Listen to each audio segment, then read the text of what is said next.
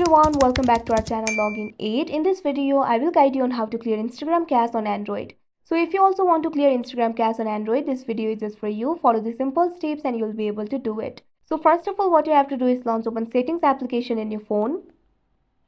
You can see over here settings is opened. You can see several options over here.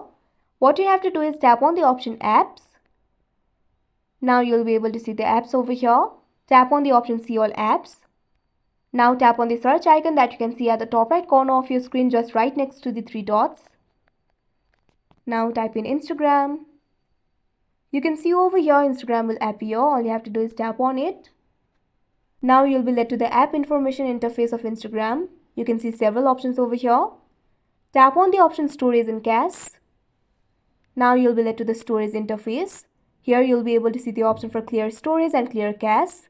You can see right over here, right now my Instagram cache is 672 MB. So if you want to clear the cache, all you have to do is tap on the option clear cache. Now you can see over here the cache is 0B. So that is how you clear Instagram cache on Android. I hope you found this video helpful. Thank you for watching. Make sure to like, share and subscribe to our channel.